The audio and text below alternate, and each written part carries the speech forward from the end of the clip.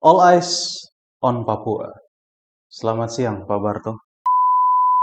Selamat siang. Salah bro di sini. Ini Selamat siang. Bro Barto merupakan pendatang di Papua. Tadi Papa Mama orang mana? Bapak Mama orang Jawa, Hmm. tapi mereka dari SD sudah di Papua. Jadi tahun berapa tuh? 70-an lah Dari tahun sudah 70-an ya? Papua. Saya lahir besar Papua.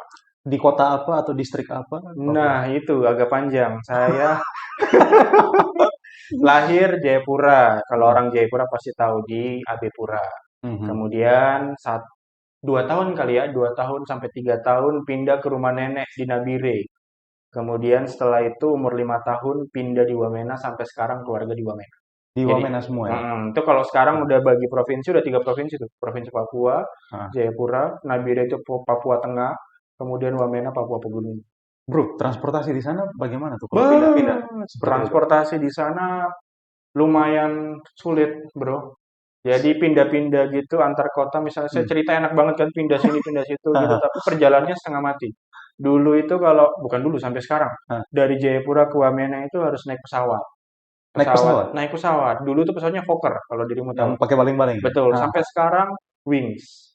Wings Wih. Air yang pakai ATR. Ah. Dulu kalau zaman-zaman liburan, Lebaran, Natalan, warga kan satu-satunya transportasi keluar kota itu pesawat. Jadi setengah mati pesawat, akhirnya Hercules. Helikopter? Bukan, Hercules. Pesawat Hercules TNI? Hercules itu, ha-ha. Wih, itu Jadi jadi pakai mengangkut penumpang pakai manusia? mengangkut penumpang. Jadi dirimu belum pernah naik Hercules. Belum pernah. Nah, kalau Tapi naik tahu. Hercules tuh duduknya kayak angkot. Kanan kiri. Ah. Depan barang, Ah. beras, semen, apa segala macam, kita duduk di kanan kiri. Oh Nah, itu begitu. pengalaman perjuangan di Papua. Tapi terakhir pulang Papua kapan? Maksudnya sejak kuliah S1, S2, terus sekarang bekerja sebagai dosen, pulang terakhir kapan? Kalau waktu kuliah setiap libur pulang. Sekarang setelah kerja nggak bisa setiap saat pulang. Terakhir pulang Lebaran tahun lalu. Beberapa tahun lalu. Setahun lebih Kondisinya dikit. masih sama. Kondisinya secara perekonomian kemajuan jelas sudah beda. Maju Mhm. banget sekarang. Ya meskipun kalau dibandingkan dengan Jawa atau Sulawesi masih kurang ya. Mhm. Tapi tidak sesengsara dulu lah. Jadi Oke. perkembangan lumayan. Nah, bro, ada satu isu, bukan, saya nggak tahu ya, ini Hmm. isu atau cuman riuh di media sosial dan Hmm. belum bisa disebut isu tentang All Eyes on Papua. All Eyes on Papua. Kalau tidak salah, minggu lalu hari Kamis itu sudah 3 juta kali dibagikan stiker lagi foto All Eyes on Foto. Papua. Itu campaign tentang bagaimana kita itu mendukung salah satu suku Awiu Betul. untuk mempertahankan tanah ulayat seluas 36.000 hektar. Itu sekitar Di setengah kota Bovendigul Jakarta ya. tuh. Ya, Hmm. dari potensi pembabatan untuk perluasan perkebunan kelapa sawit. Betul. Kalau Pak Barto sendiri, tahukah itu suku mana? Terus benarkah kondisi geografis di sana tuh masih hutan atau apa begitu? Oke, oke. Kalau saya jujur aja Papua itu luas banget, Bro. Mhm. Jadi Papua itu luas. Mungkin kalau dilihat di peta justru lebih luas dari Jawa ini, Pulau Jawa ini. Jadi macam-macam suku juga ada di Papua. Bahkan dalam satu kabupaten pun terkadang antara suku satu dan suku satu itu bahasanya aja udah beda Oke. gitu. Nah, kebetulan saya besar kemudian hidupnya lebih lama di Wamena. Mhm. Sehingga saya akrab dengan kondisi masyarakat di sana. Kalau suku Ayu ini yang ada di Bovendigul itu jauh di bawah. Oke. Jauh di bawah, jadi saya nggak terlalu paham soal Mhm. kondisi real di sana seperti apa. Paling jauh saya cuma pernah ke Merauke, ke Bovendigulnya belum pernah. Mhm. Tapi kalau mendengar cerita-cerita di sana sih memang konturnya masih sebagian besar hutan gitu ya. Karena Mhm. kan daerah bawah Bovendigul, kemudian Mapi, Merauke di bawah itu kebanyakan teksturnya rawa-rawa, Oh, rawa-rawa tapi gitu. maksudnya jauh di bawah itu, Selatan. ke arah Selatan. selatan? Bawah ini maksudnya bukan Aha. bawah soal apa ya, Ah. tapi atas utara, bawah selatan. Orang Papua Oh, biasa bilang gitu. atas bawah. Ya, kami Iya. kalau di NTT, kakak ke atas dulu, Nah, ke itu bawah dulu. Nah, sama tuh. jadi kalau malam-malam suami istri mau berangkat, bapak mau di atas atau di bawah? Beda. Beda, Itu beda. agak beda. Mohon maaf ya, ini bukan dengan Mas Abi. Agak Oke, beda itu. jadi, nah bagaimana Pak Barto sebagai pendatang di Papua yang juga menikmati masa kecil di Papua Ah, melihat isu ini ya, karena kan kayaknya eksploitasi di Papua itu bukan cuma sekarang, ah, tapi kenapa tiba-tiba sekarang tuh jadi boom dan ah, dan anak-anak muda dan lain-lain pada ikut campaign ini gitu. ah. Nah, Pak Barto melihat itu seperti apa sih? Waktu lihat ini sebenarnya jujur bro, perasaan itu campur aduk. Hmm. Ada perasaan bahagia, ada perasaan sedih juga. Dari perasaan bahagianya dulu. Bahagianya ini bukan karena soal hutan mau ditebang atau mau apa gitu Hmm. ya, tapi bahagianya ini dalam hati saya sih bilang, akhirnya nih Hmm. Papua ada yang peduli juga nih. Oke. Biasa orang-orang di luar Papua itu kan urusan-urusan lain yang tidak terkait Papua yang lebih dipedulikan gitu kan. Hmm. Akhirnya sekarang ada sebuah gerakan bersama, ada Hmm. sebuah solidaritas bersama. Oke, Papua ini bagian tidak terpisahkan loh dari Indonesia nih, harus Hmm. dipedulikan juga. Nah, itu bikin senang tuh satu sisi tuh. Oke. Tapi sedihnya tadi adalah saat menyadari, Bro, saat Hmm. menyadari bahwa kondisinya, sebegitunya, Hmm. sebesar itukah yang terancam Hmm. hutannya gitu dan lain-lain. Itu yang menjadi kesedihan tersendiri karena jujur, meskipun saya orang sana, tapi isu-isu ini tidak terlalu terbahas di masyarakat. Oke. Jadi isu-isu ini mungkin hanya terbahas pada suku-suku teman-teman yang mungkin terdampak, yang Hmm. hutan adatnya kena, tanah Hmm. ulayatnya kena. Tapi kami yang tidak terdampak dan warga-warga lain itu nggak terlalu paham. Hmm. Gitu. Jadi ini bagus buat menyadarkan kita semua sih, menurut saya begitu. Oke. Eh, Mungkin kita perlu samakan persepsi dulu nih. Hmm, Sebagai orang timur, hmm, tanah adat, hutan betul. adat, itu kan sudah biasa, rumah adat, sudah biasa. Apa bedanya dengan tanah pemerintah, terus tanah komersil? Itu seperti apa sih kalau di Papua orang lihat, oh ini tanah adat nih, ini tanah pemerintah, ini Oke, tanah komersil. oke. Sepengetahuan saya aja Ya. bro ya, karena saya tidak terlalu berkecimpung di dunia-dunia pertanahan dan lain-lain. Ya. Tapi sepengetahuan saya gini, di Papua itu konsep hidup masyarakatnya beda dengan teman-teman yang misalnya di luar Papua, terutama di Jawa sini. Bahwa di Papua itu konsepnya komunal banget, Oke. kesukuan banget, dan mereka hidup dari lahir turun-temurun itu dengan sistem masyarakat seperti itu. Mhm. Nah, sistem komunal kesukuan ini yang membuat tanah di sana itu tidak bisa diperlakukan atau dilihat seperti kita di Jawa atau di luar Papua. Mhm. Di luar Papua itu kan tanah lebih kepada milik pribadi gitu kan. Ya. Kalau di Jawa ini sih paling full kayaknya mungkin Sultan Ground gitu. Ya, oke, Tanah oke. punyanya Sultan gitu. Aha. Tapi tidak ada tanah punyanya suku ini gitu nggak ada. Nah, di Hmm. Papua tanah itu dari turun-temurun biasanya sudah dipetak dibagi untuk kehidupan suku tersebut. Nah, masalahnya gini, Hmm. Bro. Tanah di sana yang milik suku-suku yang mereka bilang tanah adat, Ya. tanah ulayat, itu bukan hanya tanah yang kayak kita lihat sebagai investasi, Hmm. nanti akan dijual, nanti akan dibangun sesuatu, tidak. Hmm. Tapi tanah itu adalah sumber hidup mereka.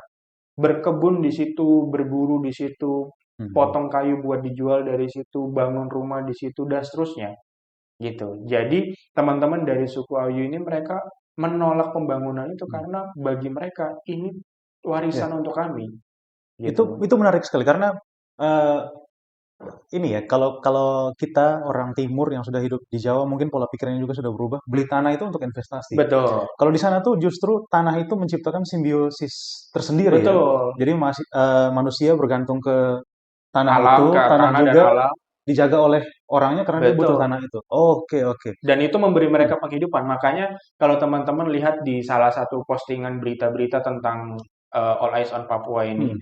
itu ada yang bilang bahwa tanah ini adalah rekening abadi kami. Kalau kalian Oke. lihat di Ya, fotonya ya, itu ya, ada benar, satu benar. poster bilang gitu. Benar. Betul itu karena selama ini turun-temurun mereka hidup dari tanah itu, makan dari apa yang ada di tanah itu dan seterusnya gitu. Bahkan saya baca salah satu pengamat pengamat hukum agraria, Hmm, dia mengatakan seperti ini. Boleh sebut namanya hmm, atau enggak bisa? Oh, kayaknya jangan. Dia menyebutkan seperti ini. Orang Papua kalau sudah berusaha sampai ke Jakarta, waktu itu kan eh, redaksinya meskipun tidak punya uang, mereka hmm, berusaha ke Jakarta.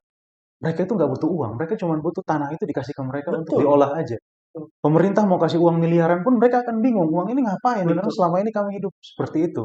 betul. Nah, Pak Barto melihat ini seperti apa? Kalau kalau saya sih melihat ini ya memang memang benar. Di satu sisi tidak semuanya bisa bisa dinilai dengan uang ya, Betul, karena mereka punya cara hidup sendiri dan kita nggak bisa menyamakan itu dengan di betul, sini. betul. Kira-kira Pak Barto melihat ada kalau misalnya ini terjadi, ada potensi apa yang potensi kerusakan apa yang bakal terjadi di Hmm, Papua khususnya di Bof Bovendigul. Bovendigul Hmm. itu. Oke, kalau saya secara pribadi sih melihat pendekatan ekonomi yang mana mengutamakan uang Hmm. bagi saya itu tidak cocok dengan kehidupan masyarakat Papua, Hmm, terutama masyarakat asli OAP, orang asli Papua di sana. oke. Kenapa? Karena tadi cara hidupnya, culture, budayanya itu berbeda. Jadi kalau Oke. kita menggunakan pendekatan uang, apapun yang penting sudah saya kasih uangnya, Oke. kemudian sudah saya ganti rugi, dan seterusnya, itu ya dalam jangka pendek mungkin akan memuaskan bagi orang-orang tersebut, bagi Mhm. pemilik tanah, tapi dalam jangka panjang itu bakal berdampak banyak. Hmm. Negatifnya itu banyak banget. Hmm. Jadi seperti ini, saya kritisi juga beberapa kebijakan-kebijakan ya. Mohon maaf kalau mungkin saya ada keliru-keliru gitu, Ya, tapi beberapa kebijakan terkait misalnya otonomi khusus. oke. Otonomi khusus itu banyak sekali memberikan uang kepada masyarakat. Mhm. Persis seperti yang Bro tadi bilang, Ya. uang banyak terus mau apa? Mhm. Karena belum tahu, belum paham tentang pengelolaan uang. Cara hidupnya itu beda, Yes. budayanya beda. Yes. Jadi dengan dikasih uang itu justru efeknya negatif kemana-mana. Gitu. Oke. Banyak sekali di sana yang miras dan lain-lain dan Hmm. lain-lain lah. Hmm. Itu salah satunya itu, gitu. Karena tidak bisa mengelola uang dengan baik. Jadi kalau segala sesuatu misalnya termasuk ini tanah untuk perkebunan ini Mhm. pemerintah atau siapapun gitu merasa kan sudah kami ganti rugi. Ya, Itu ya, bukan jawabannya. ya, ya. Tadi benar, orang-orang Papua terutama pemilik hak wilayah ini bukan soal uangnya, tapi Hmm. tadi ini warisan luhur turun temurun bagian dari budaya kehidupan mereka. Jadi nggak bisa sebegitu mudahnya diganti dengan uang gitu. Oke. Gitu Hey, sih. pemerintah, nggak apa-apa sih. Nggak apa-apa. Terserah kalian. Penting baik-baik. Nah, Bagus. eh, ngobrolin soal ini, kan sekarang isu Papua mulai terangkat dan lain-lain. Hmm, hmm, Tapi saya belum melihat hmm. satu tokoh Papua itu dengan frontal menyampaikan pendapatnya dan lainnya di depan umum. Sejauh ini ya, selama 1 minggu ini, dari tanggal 6 sampai sekarang, Hmm. saya tuh mencoba browsing, ada nggak nih tokoh Papua yang tampil di depan publik menyuarakan ini. Tapi mohon maaf, sampai sekarang saya belum menemukan berita itu. Hmm. Ada apa sebenarnya sih, Pak? Ada apanya itu saya jujur tidak tahu. Ya. Tapi memang benar bahwa saya pun merasa kok tidak ada orang Papua yang agak lancang lagi lantang berbicara gitu ya. Lancang mah gini, yang agak lantang Heeh. berbicara gitu mah kayaknya memang jarang gitu ya. Kenapa Mhm. pun saya tidak tahu apa mungkin karena ini menjelang politik. Mhm, Tahun mhm. ini kan gubernur akan Mhm. pemilihan, Ya, ya. bupati-bupati akan banyak Mhm. pemilihan. Mungkin cari Ya. aman bisa jadi Mhm. gitu kan. Mhm. Atau apa saya tidak tahu. Ya. Tapi yang pasti saya sempat melihat dan ini cukup membahagiakan juga. Mhm. Ada surat gembala bro dari Uskup Jayapura Benar. beberapa waktu yang lalu. Ada poin-poinnya banyak. Mhm. Miras, terkait HIV/AIDS, seks Ya. bebas dan salah satunya himbauan dari Uskup Jayapura. Jangan jual tanah adat. Mhm. Nah, itu kan berarti ada sebuah kesadaran dari Uskup Jayapura yang mana orang Papua asli Mhm. bahwa tanah adat itu seperti yang kita bahas tadi Benar. itu. Bukan sekedar tanah loh, tapi itu ada makna besar di balik itu. Jadi Mhm. jangan dijual gitu. Ya. Karena sekarang menurut saya sih selain campaign oleh masyarakat yang bukan asli Papua, Hmm, kehadiran tokoh-tokoh Papua itu sangat memberikan dukungan moral loh untuk betul, orang-orang suku betul. Awiyu ini, dan saya rasa mereka juga menantikan sosok itu hadir untuk Oh, betul. menemani mereka. Saya lihat video mereka berunjuk rasa pun cuman warga sendiri, Mm-mm. tidak ada Yang di tokoh yang ini di MA ya, Jakarta. iya, tidak ada tokoh yang menemani Mm-mm. gitu. Jadi ya mungkin ini ya, mungkin orang-orang yang sudah merantau, sudah mengenyam pendidikan yang baik dan lain-lain bisa lebih membantu mereka menyuarakan ini sih, kalau Betul, harapan saya sih itu. betul, Bukan cuma untuk Papua tapi untuk daerah timur yang masih betul. masih masih banyak kekurangannya. Daerah timur dan menurut saya daerah manapun di Indonesia, Pak, karena Yes. kemungkinan eksploitasi lingkungan yang tidak bertanggung jawab itu bisa terjadi di Hmm. mana-mana. Kemarin kan kita kasus Jawa Tengah kan ada juga tuh Oh, ya, ya, daerah ya, ya ya. kan, Oke. ya malas sebutnya ya. Iya, iya. Kemudian di Nah, Sumatera, oke. Batam, ada juga Hmm. daerah sana. Hmm. Kemudian sempat juga tambang-tambang nikel Benar. di Sulawesi. Ya. Sekarang kebetulan Papua. Di Hmm. NTT kan pernah juga itu yang apa tambang apa namanya? Ah lupa pokoknya beberapa NTT itu Mangan. iya pokoknya Ya. ada nama tambangnya aku ingat satu tuh kalau nama perusahaannya itu kan sering pernah juga. Iya. Nah di mana-mana tuh Hmm. pembangunan itu terkadang hanya fokus pada pembangunan tidak memperhatikan lingkungan sosial masyarakatnya itu. Hmm. Oke.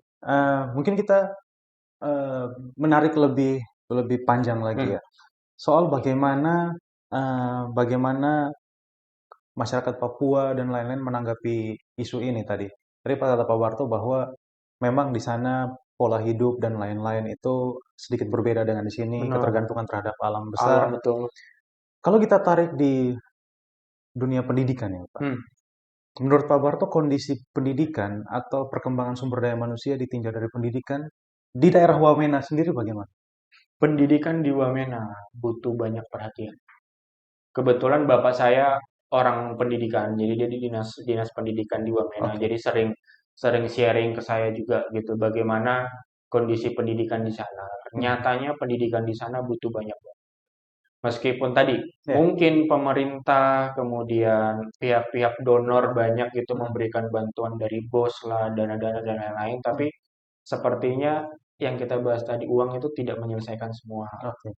Banyak sekali permasalahan di sana, mulai dari kesadaran untuk belajar, Hmm. fasilitas-fasilitasnya, kemudian yang berikutnya nggak kalah penting juga tanpa mengurangi hormat terhadap peran guru ya. Hmm. Banyak guru di sana pun yang belum sepenuh hati gitu dengan teman-teman. Hmm. Yang sepenuh hati banyak juga, tapi banyak Hmm. juga yang belum. Jadi untuk memajukan pendidikan di sana secara apa ya progresif, Hmm. cepat itu hambatannya begitu gitu. Hmm. Ada yang sudah berusaha guru-guru oke, kemudian teman-temannya oke, fasilitas kurang. Ada yang Oke. fasilitas sudah oke, gurunya yang kurang. Ada yang fasilitas oke, guru oke, anaknya yang kurang. Misalnya Hmm. kayak gitu. Jadi Hmm. dinamikanya itu luar biasa sekali di sana. Hmm. Kalau kita kita tarik benang merah, bagaimana Pak Barto melihat hubungan antara pendidikan dan eh, kemampuan manusia untuk bisa menghindar dari potensi-potensi eksploitasi yang akan datang di Hmm, Papua, seperti itu. hmm. Apa hubungannya sih pendidikan dan isu-isu eksploitasi di Papua ya? Kalau untuk saya penting banget, kuat banget Nah, hubungannya antara pendidikan karena kesadaran kita tentang kebutuhan masa depan, kesadaran kita tentang apa yang baik dan tidak baik, hmm, apa yang kita butuhkan dan yang sekedar godaan itu kan muncul dari pengetahuan kita, pemahaman kita. Nah, pengetahuan pemahaman itu kan dibentuk selama masa pendidikan. Jadi oke. pendidikan ini bukan soal jago rumus matematika Ya, ya. toh, jago bahasa Inggris toh, enggak. Hmm, Tapi pendidikan ini kan bagaimana reasoning, kita mengelola informasi, bisa mempertimbangkan, mengetahui yang mana yang baik, mana yang enggak. Nah, hmm, kalau pendidikan sudah oke, basicnya sudah oke, kita bakal bisa bela kepentingan kita sendiri oke. gitu. Makanya kayak kemarin ada konteks teman-teman dari suku Ayu untuk Hmm, apa protes. hmm, Bagi saya, wih keren banget. Itu kan artinya mereka punya kesadaran dan hmm. keberanian Dan kayaknya seingat saya sejak saya SMA sampai sekarang kayaknya baru kali ini ada masyarakat asli Papua yang terekspos yang gitu ya. terekspos sebegitu luasnya Ah, mempertahankan tanah adat gitu. betul, Sampai semua orang tuh pada cari tahu tanah adat ini apa sih? Ini betul. PT ini apa sih? Iya, Nah, kayak gitu. Itu sampai mengguncang hmm, Indonesia gitu ya kan. trafficnya tuh cukup cukup banyak. Saya tuh pertama kaget ketika buka Instagram ada beberapa campaign kemanusiaan. Iya, Tapi begitu saya next, loh, All Eyes on Papua. ah. Pertamanya apa sih ini? Next lagi All Eyes on Papua lagi. Apa sih? Bahkan teman-teman saya yang teman tongkrongan ya, yang ngomongnya tuh gak pernah serius, itu mereka share juga. Ini apa sih? Lucunya, temanku di Instagram itu, yang pada posting itu, justru banyak orang yang tinggal di Jawa, tidak ada unsur Papuanya. Teman-teman Papua aku biasa-biasa aja. Benar, benar, benar. Sudah 1 2 hari Nah, baru mulai ikut. Entah nah, mungkin karena jaringan di sana lambat ya, nggak tahu juga ya. Pending tuh, nah, pending. Bisa juga kayak gitu. Tapi paling nggak yang menghappykan tadi itu ya ya, orang-orang teman-teman di Jawa benar. sini. Sampai saya tuh saking penasaran saya DM.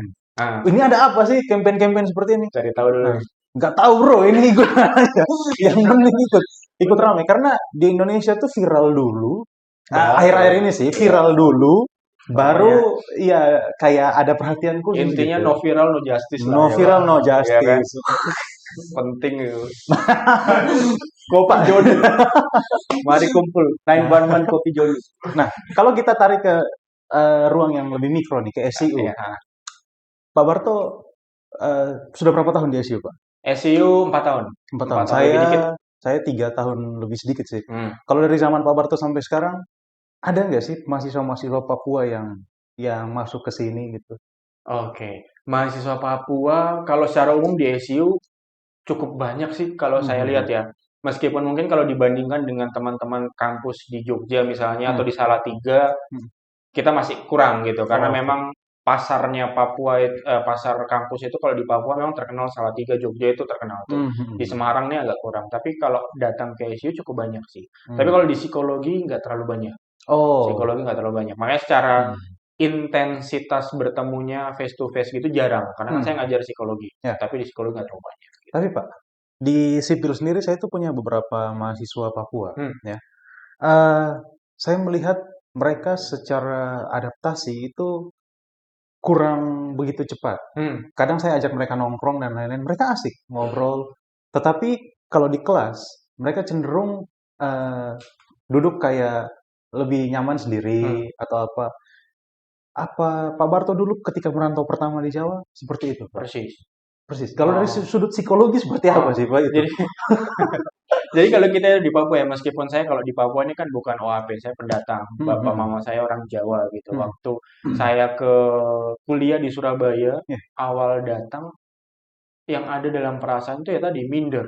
Hmm, hmm, Minder. Saya dari sana, ujung timur, hmm, yang mana itu tertinggal banget, jauh banget dengan kondisi di Jawa. hmm. Itu secara psikologis kan kita udah kalah mental duluan. Oke.